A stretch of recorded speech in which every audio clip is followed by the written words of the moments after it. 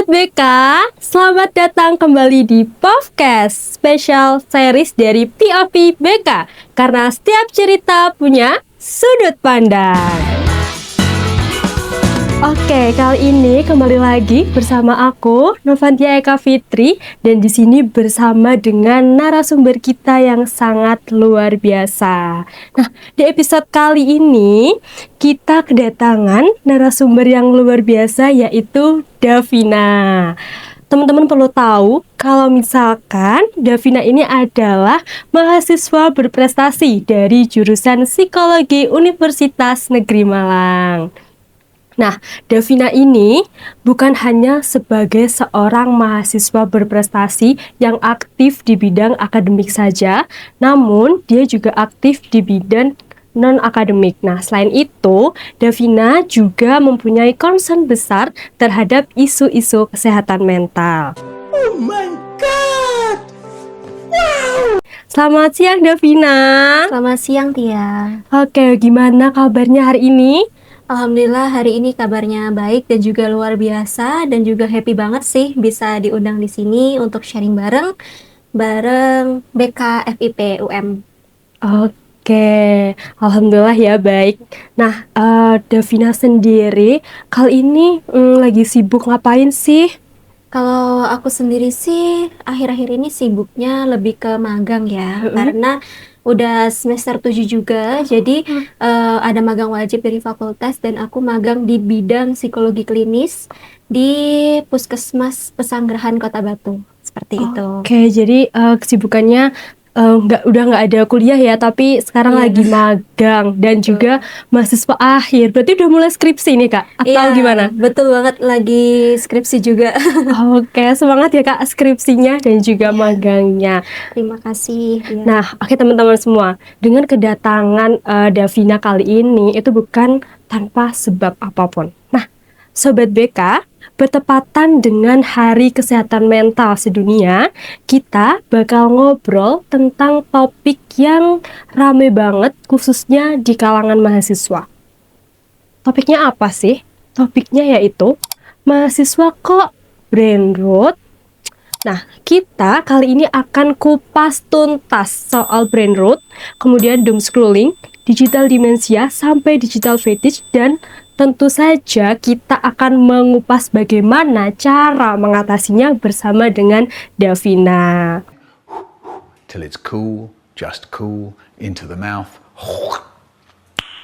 Nice. Nah, Davina, kalau kita ngomong-ngomong nih soal brain rot dan lain sebagainya itu tadi, kalau kita melihat nih ya, untuk sekarang ini, kehidupan mahasiswa saat ini tuh kayaknya sulit sekali lepas dari yang namanya gadget, ya nggak sih? Nah, bangun tidur, mulai dari bangun tidur, udah cek notif, udah cek TikTok, udah nyalain api, udah scroll-scroll sosial media, terus sebelum tidur juga udah scroll sosial media sampai ketiduran, atau bahkan kadang kita tuh udah ngantuk tapi masih aja buat scroll. Dan aku rasa Sobat BK juga mengalami hal yang sama. Nah, fenomena ini itu terjadi ternyata itu ada istilahnya ya, yaitu brain rot itu tadi. Nah, sekarang kita akan kumpas satu-satu bersama dengan Davina. Oke, Davina sebagai mahasiswa psikologi dan juga orang yang concern akan hal-hal tersebut, apa sih sebenarnya yang dimaksud dengan brain rot itu sendiri? Oke. Aku di sini sharingnya kayak antar temen ya. Oke, boleh. Jadi kita kan ngobrol santai aja dan aku harap apa yang aku sampaikan ini bisa mudah dipahamin di teman-teman mahasiswa gitu.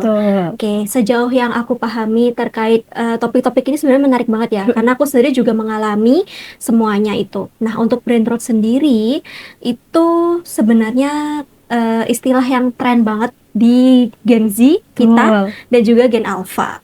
Dan brain rot ini sebenarnya kalau secara harfiah nih itu diartikan sebagai pembusukan otak. Gitu. Tapi ya nggak mungkin dong otak kita busuk secara fisik gitu kan. Ada ulatnya, ada cacingnya ya kan.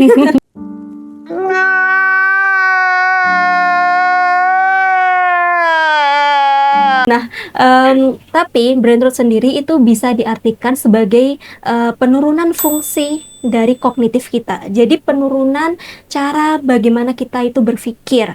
Karena apa? Itu semua diakibatkan karena kita terlalu berlebihan untuk scrolling dan juga mengonsumsi konten-konten yang tidak berbobot, mutunya kurang, dan juga kita melakukannya secara berulang kali dengan durasi yang sangat pendek. Contohnya apa? Seperti di TikTok, di Short, YouTube, dan juga Reels Instagram. Itu contoh-contoh dari konten-konten yang bisa menimbulkan brain rot. Sebenarnya kontennya itu bukan salah gitu kan ya. Semua konten tuh ada yang positif, ada yang negatif. Tapi brain rot itu ditimbulkan dari konten yang negatif, seperti itu. Oke, jadi itu ya teman-teman. Jadi brain rot itu bisa terjadi karena hal itu tadi sesuatu yang berlebihan dan juga sesuatu yang negatif dan terus berulang-ulang dilakukan. Nah, kalau untuk brain rot sendiri, gejala atau tanda-tanda yang spesifik atau yang terlihat itu seperti apa sih orang-orang yang mengalami brain rot itu? Nah, brain rot itu tuh sebenarnya bisa kelihatan kalau kita udah mulai kecanduan gitu ya, udah mulai adiksi dengan apa yang kita tonton. Sebenarnya kita itu tahu kalau yang kita tonton itu lagi nggak bermanfaat, tapi itu asik, itu hiburan gitu. Tapi kita tahu itu salah, tapi karena itu asik, jadi kita terus-menerus untuk mengonsumsi hal tersebut. Akibatnya apa? Akhirnya dengan durasi yang pendek tersebut, akhirnya ketika kita dihadapkan informasi yang panjang, informasi yang banyak, kita susah untuk menangkapnya, khususnya mahasiswa. Iya deh, kamu sehari ada berapa SKS?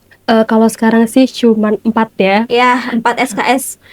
Nah, mahasiswa biasanya fokus itu paling mentok 2 SKS deh. Satu SKS pun syukur-syukur kayaknya. Nah, itu juga salah satu gejala dari brain rot. Karena apa? Karena kita terbiasa mengonsumsi hiburan yang sedikit tapi menyenangkan daripada banyak tapi ya sebenarnya bermanfaat tapi capek gitu. Oke, ya sih betul sih kata Davina tadi karena sekarang tuh banyak kayak apa ya, karena kita keseringan lihat video TikTok, Reels yang durasinya itu cuman sepersekian detik ya. Jadi kita tuh fokus kita itu juga kadang ngikut gitu ya. Kalau sebelumnya kita bisa fokus sampai 1 jam, itu 30 menit aja tuh rasanya kayak udah buyar banget gitu. Iya, Gitu teman-teman. Nah, jadi gejala-gejala tersebut itu tuh bisa dilihat teman-teman. Kira-kira teman-teman mengalami brain rot gak sih gitu. Nah, Davina, aku juga mau tanya nih, apa sih dampak terbesar atau dampak terkecil dari orang-orang yang mengalami brain rot itu terhadap kesehatan mentalnya? Oke, nah brain rot ini kan menyasar di fungsi kognitif, otomatis itu menyasar di otak kita. Otak itu fungsinya apa? Untuk berpikir. Nah, dampak yang terdekat bisa kita rasakan adalah kemampuan kita untuk berpikir kritis, Tia. Kita sebagai mahasiswa itu kan perlu untuk berpikir kritis dan juga analytical thinking. Itu fungsinya untuk apa? Untuk menyelesaikan tugas kita, untuk berpendapat di kelas dan sebagainya. Nah, kalau kita brain rot, kemudian kita berarti kemampuan untuk berpikirnya kan berkurang, rendah, ketinggalan dari teman-teman yang lainnya. Berarti apa? Kita secara akademik kurang dan bisa mengakibatkan seperti stres akademik. Stres akademik dan juga burnout. Nah, kalau kita udah mengalami rasa tertinggal, rasa apa ya, kayak kok aku beda, kok aku ketinggalan sama teman-teman, itu pasti rasanya kayak wah, aku bingung nih harus apa, cemas, habis itu overthinking, ya kan? Overthinking, kalau udah cemas, overthinking, nah pikiran itu kan juga nyatu dengan fisik, otomatis apa jadi sakit-sakitan. Terus kalau di kesehatan mental, akhirnya kita justru malah mengarah pada kecemasan yang berlebih dan takutnya malah berujung ke depresi akibat ketinggalan di akademik kita ataupun di lingkungan sosial kita, seperti itu. Oke, jadi dampaknya itu cukup berat sekali ya apabila brain rot ini terus-terus terjadi pada seseorang, bahkan dampaknya bisa sampai ke depresi itu tadi ya. Betul. Oke, jadi teman-teman, jadi ternyata dampak dari brain rot ini tuh sangat besar sekali gitu. Nah, itu tadi kan tentang brain rot. Sekarang kita beralih ke fenomena yang mungkin serupa dan juga ini adalah fenomena yang ada di era digitalisasi seperti sekarang ini, yaitu doom scrolling. Oke. Kalau orang dengar doom scrolling biasanya kan kayak, oh kayaknya orang yang suka scroll, makanya namanya doom scrolling. Tapi secara definisinya sendiri atau artinya yang sebenarnya, doom scrolling itu apa sih? Oke, nah doom scrolling ini sebenarnya tipis banget ya sama Sama brain brain rot rot. tadi, betul. Dan juga benar maknanya itu scrolling, tapi kalau kita tarik secara definisi, doom scrolling itu ketika kita berlebihan dalam scroll, ketika kita tahu konten yang kita konsumsi itu kan konten-konten yang negatif, konten-konten yang buruk. Tapi kita terus-menerus tidak bisa menghentikan pikiran dan juga jari kita ini untuk scroll media sosial kita sampai sebenarnya kita tuh udah merasa perasaan cemas, takut, khawatir, dan kayak aduh hopeless deh. Contohnya deh kayak ini Tia, isu-isu politik Hah, mungkin betul. tentang kondisi negara Negara kita di kita. Indonesia ini pasti akhir-akhir ini kan ya kita habis dihadapkan dengan kondisi yang Betul. nggak enak banget kan. Betul. Tapi di situ doom scrolling itulah ada di situ. Ketika kita melihat isu-isu politik itu dan kita melihat keadaan Indonesia nih, aduh kok Indonesia kayak gini ya. Waduh, kok bisa sih si ini melakukan ini ke mereka gitu kan. Tapi kita tahu, kita takut mendengar hal tersebut, kita takut membaca berita-berita tersebut dan akhirnya muncul pikiran-pikiran buruk. Tapi kita nggak tahu kenapa nggak bisa berhenti untuk nggak update gitu Betul. kan.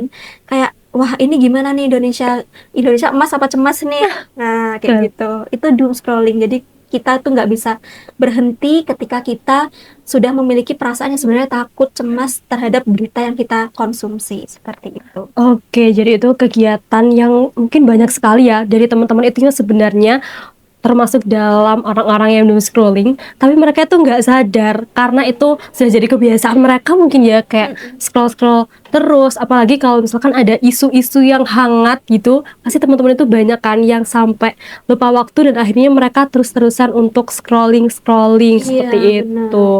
Nah, kalau doom scrolling ini sendiri itu dampak yang terjadi atau dampak yang berimpas pada diri seseorang, pada kesehatan mentalnya itu seperti apa? Apakah sama seperti Brando tadi ataukah bisa berdampak ke hal yang lain? Oke, nah kalau doom scrolling ini menariknya secara penelitian yang pernah aku baca, itu bisa sampai mengarah ke gejala fisik. Jadi kalau brain rot memang pasti ada fisiknya, tapi dia lebih besar di mental dan juga Mental. emosional ya. Tapi kalau doom scrolling ini kita kan mengonsumsi hal-hal yang negatif. Betul. Kita tahu isu politik Indonesia lagi gonjang-ganjing, wah gimana nih aku bisa kerja nggak ya setahun lagi gitu. Nah, Betul. itu akhirnya menimbulkan apa? Overthinking, cemas, dan juga rasa takut. Nah, fun fact-nya, kognitif kita atau pikiran kita itu nyambung dengan fisik dan juga afektif dan juga emosional kita. Ketika kita terlalu memikirkan secara berlebih, kadang di beberapa orang itu bisa mengaruh ke asam lambung mungkin, Ya. ke GERD seperti itu. Karena kita terlalu memikirkan hal-hal yang tidak perlu. Betul. Nah, kemudian secara kesehatan mental, doom scrolling ini tuh bisa mengarah ke yang namanya paranoia atau Oke. paranoid yang berlebihan. Jadi sebenarnya paranoid ini tuh tidak jauh dari cemas. Ya, ada cemas, kemudian ada paranoid. Nah, tapi kalau paranoid itu ketika pikiran kita itu sudah mulai irasional atau tidak rasional lagi. Kita mulai berpikir hal-hal yang seharusnya belum kita pikirkan. Nah, tapi sudah kita pikirkan. Itu apa? Akhirnya kita cemas sendiri dan fisik kita nggak kuat. Kadang sampai sakit kepala berlebih, sampai ke GERD seperti itu ya. Oke, jadi dampaknya itu bukan hanya ke kesehatan mental aja, tapi itu bisa juga ke kesehatan fisik loh teman-teman. Karena kalau kata pepatah, jiwa yang sehat mempunyai raga yang kuat. Betul. Gitu. Nah, nih ya teman-teman, jadi hal-hal seperti itu dengan fenomena yang ada di sekitar kita itu dampaknya bukan hanya ke mental kita aja, tapi juga bisa mempengaruhi fisik kita. Nah, next kita ke fenomena selanjutnya, yaitu ke digital dementia. Nah, mungkin ini teman-teman ada yang masih asing ya dengan istilah itu. Mungkin Davina bisa menjelaskan apa sih sebenarnya digital dementia itu? Oke, nah digital dementia ini sebenarnya aku juga baru tahu ya, maksudnya nggak familiar lah bagi mahasiswa. Dan aku pun juga ternyata demensia kok digital. Aku kan taunya selama ini demensia itu kayak ya orang-orang tua kan. Nah, ternyata digital demensia ini dicetuskan oleh seorang neuropsikiatris pada tahun 2012 asal Jerman, Dr. Martin Spritz kalau aku nggak salah penyebutan ya. Nah, digital demensia ini kondisi ketika otak kita atau kognitif kita itu mulai ketergantungan dengan gadget. Yaitu ketika otak kita ini ibaratnya udah males buat kerja. Jadi nggak cuma fisik kita nih yang nggak mau kerja, tapi ternyata otak kita pernah loh nggak mau kerja, males gitu buat bekerja. Contohnya apa? Adanya AI sekarang, adanya Google. Jadi sebenarnya itu kan sebuah alat ya, sebuah alat bantu untuk membantu kita meringankan tugas kita dengan lebih efektif. Tapi ternyata ada yang belum bijak dan terjadilah digital demensia ini karena ada beberapa individu itu yang terlalu menggantungkan segalanya itu ke gadget dan juga ke internet. Misal tanya sakit ke Google langsung, kayak padahal itu cuman ya mungkin lagi kelelahan aja gitu, tapi langsung kamu insomnia gitu. Betul. Iya sih, Kayak gitu. Jadi takutnya malah self diagnose kayak gitu. Terus juga digital demensia contohnya mau bikin pertanyaan deh buat temen yang lagi presentasi di kelas, buka ChatGPT, apa ya pertanyaan terkait ini gitu, kita ajuin, padahal ya kita harusnya meninjau ulang kan tentang hal itu. Itulah yang membuat kita digital demensia, yaitu kita jadi terlalu bergantung dengan digital dan juga internet yang kita miliki, seperti itu. Oke, jadi digital demensia ini adalah ketergantungan gitu ya seorang dengan teknologi yang udah ada di zaman sekarang ini. Ayo, teman-teman yang kayak gitu, yang dikit-dikit suka buka ChatGPT, yang dikit-dikit tanya ke Google, ke Meta atau ke apa, itu jangan-jangan teman-teman termasuk orang-orang yang digital demensia itu tadi. Nah, kalau digital demensia sendiri, apakah gejala atau tandanya itu hanya seorang dengan yang sudah disebutkan Davina tadi, ataukah ada gejala-gejala atau hal-hal lain yang bisa dilihat dengan orang-orang yang mengalami hal tersebut? Sebenarnya bisa sih, karena kan selain langsung apapun itu buka HP misalnya atau buka internet, itu orang-orang dengan digital demensia akan sangat terganggu di fungsi memori dan juga atensinya. Jadi mungkin di dalam kelas itu ketika mengingat itu harusnya informasi bisa ditangkap dengan tepat. Nah, dalam satu kelas itu mungkin dia tidak bisa menyampaikan dengan informasi yang dia tangkap seperti itu. Karena apa? Memorinya sudah terganggu karena sudah apa ya, ibaratnya otak ini udah nggak terbiasa untuk diajak kerja keras. Terus ketika diminta untuk merangkum sama dosen saat itu juga, dia udah lupa sama apa yang dipelajari tadi. Karena dia selama ini selalu bergantung gitu kan. Jadi secara memori pun gampang lupa. Bahkan ya sekecil kayak tadi kunci motorku udah aku cabut belum ya dari lubang kunci. Itu bisa jadi gampang lupa, gampang mudah terdistraksi, fokusnya, konsentrasinya mudah hilang, dan juga dengan digital demensia ini bisa memengaruhi ke kita isolasi sosial. Karena apa? Kan kita selama ini kayak udah HP aja, udah apa-apa kita tanya ke HP aja, otomatis kita jadi mengurangi interaksi dengan orang lain kan. Jadi itulah yang agak mengganggu ya di digital demensia ini, akhirnya kita kurang berinteraksi dengan manusia secara langsung seperti ini gitu. Oke, jadi digital demensia ini dampaknya tuh sangat banyak sekali ya, bahkan bisa membuat seorang ini jadi kayak tidak berinteraksi dengan orang-orang di sekitarnya karena itu tadi dia sudah terbiasa dengan apa-apa gadget dan gadget seperti itu. Oke, sekarang kita beralih lagi ke satu fenomena lagi, yaitu digital fetish. Itu apa lagi nih? Kayaknya kayak asing banget nih juga di teman-teman Sobat BK nih. Oke, kalau digital fetish itu kan fetish artinya kelelahan ya. Digital berarti kelelahan digital. Makanya namanya digital fetish.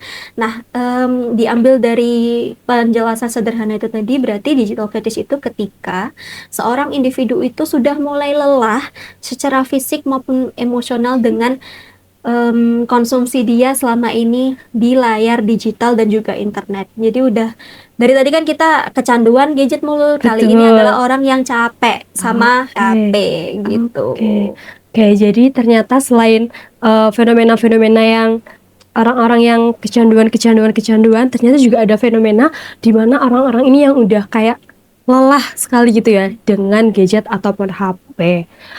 Nah, Davina, setelah tadi kan kita udah bahas mengenai brain rot, doom scrolling, digital dementia, dan terakhir adalah digital fatigue. Apa sih sebenarnya benang merah dari fenomena-fenomena yang sudah kita bahas tadi? Oke, kalau aku bisa ambil benang merahnya ya, di antara brain rot, kemudian doom scrolling, digital dementia, ataupun digital fatigue. Nah, itu semua kan berkaitan dengan teknologi, berkaitan dengan era digital yang sekarang kita alami. Apalagi kita sebagai seorang mahasiswa, seorang Gen Z, ya kan? Kita pasti update banget. Nah, benang merahnya adalah ketika kita dihadapkan pada kemajuan teknologi dan juga digital, ternyata kita juga perlu menyeimbangkan kemajuan tersebut dengan kapasitas di otak kita, kapasitas diri kita sendiri.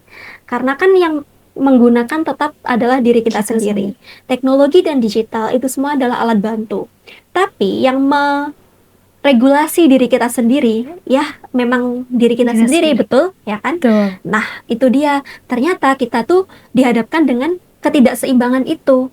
Sedangkan otak kita itu perlu namanya ketika belajar itu bertahap. Kemudian informasinya itu sedikit demi sedikit, dan juga otak kita perlu mencerna itu secara langsung gitu. Sedangkan teknologi itu memberikan informasi yang sangat banyak, akses yang sangat mudah. Otomatis ketidakseimbangan itu membuat sebuah tembok ya di diri kita, kayak aku tuh harus bagaimana sebenarnya. Nah, itu dia. Itulah mengapa kita sebagai seorang mahasiswa yang bijak, kita perlu untuk berpikir lebih dalam lagi, berpikir kritis terkait apa yang sedang kita hadapi. Jadi setiap yang sedang kita lakukan sekarang ini, ketika kita menghadapi sebuah masalah ataupun membutuhkan solusi, kita boleh menggunakan teknologi-teknologi tersebut. Tapi ingat untuk selalu menyeimbangkan hal tersebut dengan kapasitas diri kita sendiri, seperti itu. Betul. Nah, itu teman-teman. Jadi dalam penggunaan teknologi-teknologi yang sudah ada nih pada kita sekarang, kita tuh harus ada yang namanya menyeimbangkan. Supaya apa? Supaya kalian tidak terjebak di dalam hal-hal yang sudah dijelaskan oleh Davina tadi. Nah, Davina, untuk mengatasi hal tersebut atau untuk jangan sampai bisa terjebak di hal tersebut, kira-kira langkah apa sih yang bisa dilakukan oleh mahasiswa agar tidak sampai ke hal tersebut? Mungkin langkah dari yang terkecil atau sampai langkah yang terbesar, apa yang bisa dilakukan? Oke, nah ini sebenarnya aku juga menerapkannya ya ke diriku sendiri.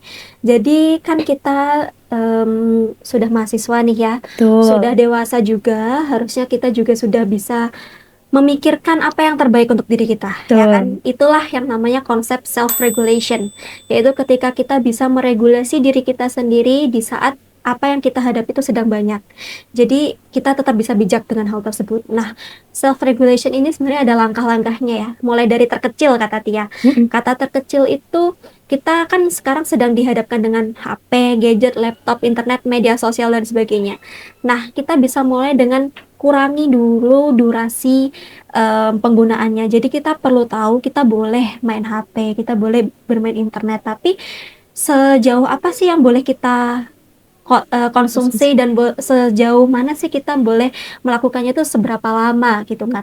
Nah, itu biasanya ada tekniknya yang namanya teknik Pomodoro ya, kalau nggak salah. Teknik Pomodoro itu pernah aku lakukan juga ketika belajar sih sebenarnya, tapi di penggunaan gadget pun bisa gitu. Misal kita punya komitmen dengan diri kita sendiri bahwa dalam penggunaan HP kita 25 menit nih boleh main HP secara fokus.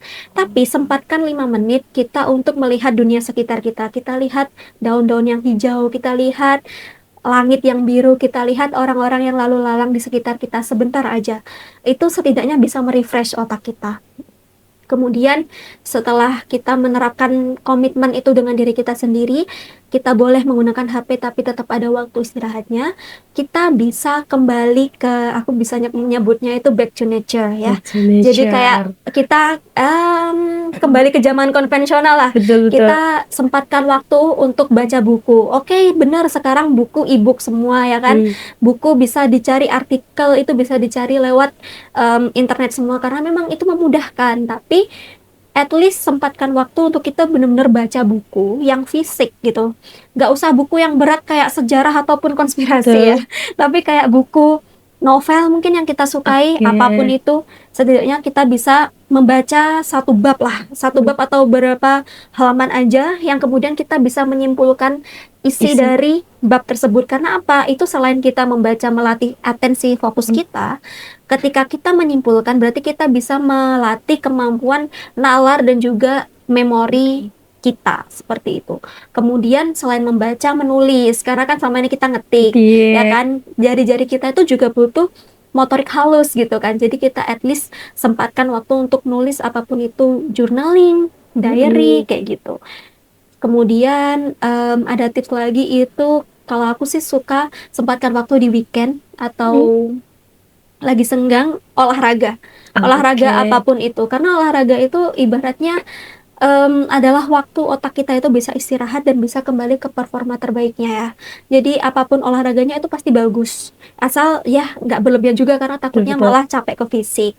Kemudian selain olahraga bisa kita untuk menyatu dengan alam ya, misal naik gunung atau kita jalan-jalan aja gitu ke sungai atau kemana, ke Coban lah kalau di Malang ya kan.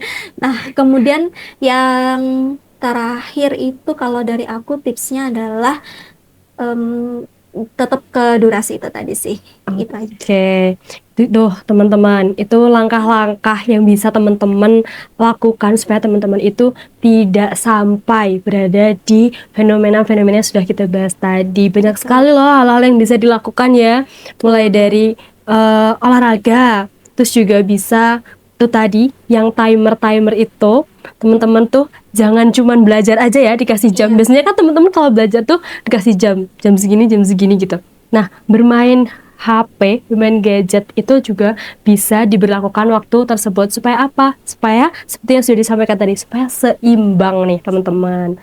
Nah, itu tadi kan tips-tips supaya tidak sampai terjerumus pada hal tersebut. Nah, kalau misalkan orang-orang itu sudah terlanjur mengalami hal tersebut dan juga sudah berada di kondisi yang sudah cukup berat seperti itu di fenomena-fenomena yang sudah kita bahas tadi, apa sih strategi apa yang bisa mereka terapkan untuk kembali pulih dan memperbaiki dirinya? Oke, kalau untuk tipsnya sendiri sih gampang ya Tia, kalau udah terlanjur. Nah, kita kan kalau udah terbiasa dengan suatu hal, kita pasti akan sangat susah untuk langsung berubah ya. Nah, itu kita bisa secara bertahap aja. Misal, awalnya 5 jam main TikTok, kita kurangi deh setidaknya 4,5 jam gitu kan. 30 menitnya untuk kita istirahat. Nah, kemudian setelah kita udah mulai bertahap, tapi kan kita juga ada mungkin misal masalah di atensi dan juga memori itu tadi. Nah, kalau di memori kita bisa pakai latihan memori. Karena setahu aku pernah belajar di psikologi kognitif, itu manusia itu bisa mengingat setidaknya deret angka itu 7-15 deret gitu kan ya. Nah, kemudian itu bisa kita terapkan di dunia nyata. Misal kita tuh selama ini udah merasa kalau di kelas, kenapa ya kok aku setelah dijelasin dosen kayak lupa kayak nggak bisa ngerti gitu apa yang mereka jelaskan. Nah, itu karena kita otak kita itu sudah terbiasa untuk nyantai. Nah, kita pacu itu lewat misal ngapalin nomor WA teman kita, terus kita ulang sendiri kayak gitu, atau habis kita baca satu artikel mungkin coba kita ngomong ke cermin kayak aku tadi baca artikel judulnya ini, kemudian inti dari artikel ini tuh seperti ini. Itu bisa, atau setidaknya ngobrol deh, dengerin teman curhat. Dengerin teman curhat tuh susah loh sebenarnya kan. Kayak kita harus fokus sama cerita orang yang kita sebenarnya juga punya masalah. Itu kadang kita coba aja kayak, coba deh kamu ada nggak yang kamu pengen konsultasiin ke aku, atau ya kayak meet up lah, kayak apa live update gitu kan. Itu aja. Terus setelah itu oke, tadi kamu jelasin kayak gini-gini. Nah, itu sebenarnya bentuk dari cara kita merefresh otak kita dari masalah yang sudah kita hadapi itu tadi, seperti itu.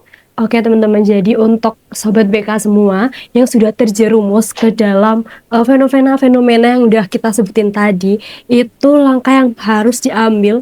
Yang paling penting itu adalah komitmen ya Kak, dengan diri kita sendiri. Kalau kita sudah berkomitmen dan memiliki kemauan untuk bisa keluar dari hal yang tidak baik tersebut, itu pasti ada. Dan bahkan juga tadi ada tips yang seru banget, kayak ternyata merefresh otak itu bisa dengan cara menghafalkan nomor WA teman-teman. Bahkan hanya dengan mendengarkan cerita teman-teman itu juga bisa merefresh otak kita. Oke teman-teman, tadi kita sudah banyak banget ya Kak bahas tentang brain rot di mahasiswa serta turunan-turunan fenomenanya. Nah, obrolan kita kali ini bersama dengan Davina, tadi kita sudah membahas banyak hal. Mulai dari brain rot, doom scrolling, digital dementia, sampai digital fetish. Nah, semua itu ternyata saling berhubungan ya Kak, dengan kebiasaan kita sehari-hari menggunakan gadget dan juga media sosial. Nah, dan juga tadi kita juga sudah membahas dampak-dampaknya seperti apa, sampai dengan tips dan juga langkah-langkah yang bisa kita lakukan untuk mengatasi hal tersebut. Terima kasih banyak Davina atas penjelasannya dan juga insight yang sangat bermanfaat untuk pemirsa VOV semuanya. Nah, semoga teman-teman yang lagi nonton podcast ini, teman-teman yang mendengarkan ini bisa lebih aware lagi dan mulai menerapkan tips-tips yang sudah diberikan oleh Davina tadi, utamanya dalam kehidupan sehari-harinya. Oke, sebelum kita akhiri, kalau dikaitkan dengan Hari Kesehatan Mental Sedunia, apa pesan yang ingin Davina sampaikan untuk teman-teman mahasiswa agar lebih peduli dengan kesehatan mentalnya di era digital sekarang ini? Kalau dari aku sih simple ya. Nah, teman-teman, sebenarnya tubuh kita itu cerdas. Tubuh kita itu tahu sebenarnya kapan ketika kita itu perlu memberikan sinyal-sinyal tertentu dari tubuh kita. Contohnya deh, kayak misal, kok aku udah mulai pusing, kok aku udah mulai gak fokus di kelas, kok aku gampang lupa ya, kunci aja aku lupa. Nah, sebenarnya itu tuh sebuah apa ya, sebuah sinyal gitu dari diri kita, karena itu tadi kan kita materinya tentang membahas teknologi dan juga digital. Semua itu instan, semua itu gampang untuk di reach out gitu kan ya. Jadi kita, otak kita, tubuh kita tuh terbiasa dengan hal-hal yang mudah. Nah, padahal tubuh kita itu perlu untuk bekerja keras juga gitu. Nah, kadang kita lupa tentang hal tersebut, tapi tubuh kita kasih sinyal. Nah, ketika tubuh kita itu udah kasih sinyal, misal ya mahasiswa apa nyeri punggung gitu kan ya, itu kita bisa kembali ke olahraga. Jadi kita tuh boleh sebenarnya untuk mengkonsumsi gadget, digital, media sosial semuanya, tapi itu perlu, itu tadi benar, seimbang dengan kapasitas diri kita itu tadi. Dan tentang kesehatan mental, nah teman-teman, kesehatan mental itu sebenarnya sebagai sebuah fondasi, kalau aku bilang ya, fondasi diri kita itu sebenarnya adalah kesehatan mental yang sehat. Jadi kesehatan mental yang baik itu adalah sebuah investasi menurut aku, investasi untuk menuju penataan hidup kita juga yang jauh lebih baik-baik secara fisik, mental, emosional, itu didasari oleh kesehatan mental yang baik. Kalau diri kita itu sudah siap secara mental, insya Allah juga secara fisik itu akan good, seperti itu. Apalagi dihadapkan dengan teknologi digital sekarang ini, saranku adalah be wise teman-teman. Kalian boleh pakai AI, kalian boleh pakai Google, kita boleh mengonsumsi media sosial karena kita juga harus mengikuti tren, tapi tetap be wise, tetap bijak dalam menggunakannya, dan jangan lupa untuk terus mengingat dan juga menyadari sinyal sedikit apapun dari tubuh kita ketika kita sudah mulai tidak baik-baik saja. Karena ketika kita tidak baik-baik saja berarti mental kita sebenarnya sedang perlu untuk di-refresh lagi, seperti itu. Oke teman-teman, jadi itu nih pesan-pesan, diingat ya pesan-pesan yang sudah disampaikan oleh Davina.